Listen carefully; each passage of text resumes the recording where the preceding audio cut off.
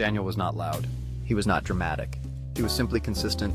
He worked hard, lived with integrity, and honored God quietly, even in a place where his faith was not popular. Daniel served in a foreign land under leaders who didn't share his beliefs. Still, he gave his best, and because of that, he stood out. People noticed. But not everyone celebrated his excellence. Some became uncomfortable. Not because Daniel was wrong, but because he was right. They searched for something to use against him. So they went after the one thing Daniel would not compromise: his faith. A new law was made. For a short time, no one was allowed to pray to God. Daniel heard the rule. He understood the risk, and still, he prayed. Not to prove a point, but because prayer was part of who he was. Daniel chose faith over safety. Soon he was arrested and sentenced to the lion's den. The den wasn't just a punishment. It was meant to silence him, to scare others into obedience. But Daniel was not alone. God did not remove the lions. He removed their power. While others worried, Daniel rested, and God saved him. God told Noah to build a big ark because a great flood was coming. People around him laughed and mocked Noah, saying, "Why are you building such a huge boat?" Noah simply obeyed God, trusting in his plan even when others doubted. He spent many years building the ark and listening carefully to God's instructions. When the rain began to fall and the floodwaters rose, God kept Noah and his family safe inside the ark. This showed that God always keeps his promises to protect those who obey him. The story of Noah teaches us that obeying God is always right, no matter what others say. It reminds us to trust God's plans and listen to his voice. Through Noah's obedience, we learn that faith and trust in God bring safety and blessings. Well, Jesus, if divine detours are part of the plan, I guess we're just blessed with adventure. Mom, every step with faith is a step closer to miracles. So, should we consult the holy GPS next time? Or just trust the divine signal? Trust is the best route. God's reroutes are just love in disguise. Anyway, next stop, the next unexpected lesson. Hope you're ready for more divine pop quizzes. Always ready. Faith is my favorite journey, with or without the detours. So Jesus, when you start your tour, will it come with a divine GPS, or just miracles along the way? Miracles and trust. Those are my navigation tools. Great. So we're all set for spontaneous miracles then. Exactly. Sometimes, the best plans are the divine improvisations. Fine. But next time, I'm hiding snacks. Divine emergencies need divine fuel. No worries, Mom. Faith and snacks.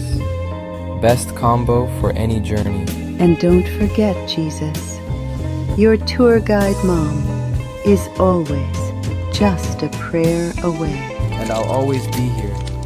Divine guidance included.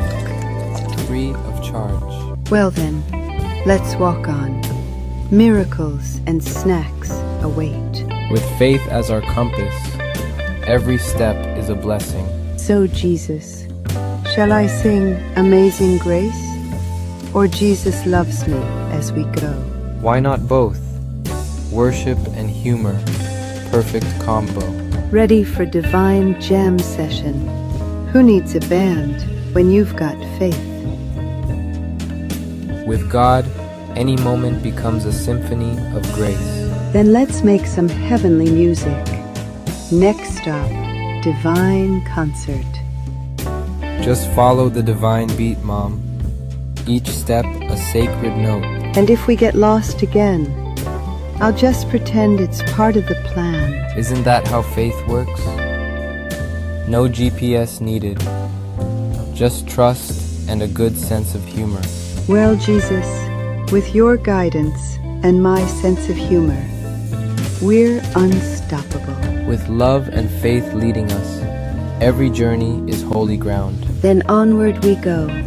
Divine comedy in Noah's Ark is one of the most recognized children's Bible stories.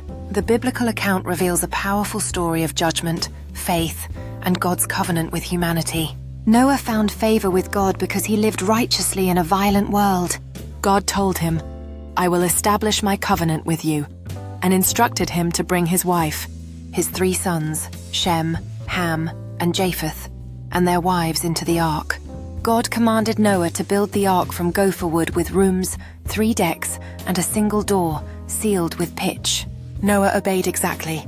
God also instructed Noah to gather animals, 7 pairs of clean animals and unclean animals and birds to preserve life on earth. When the time came, Noah and his family entered the ark. The animals followed 2 by 2, and the Lord shut the door. Rain fell for 40 days and nights as the waters covered the earth.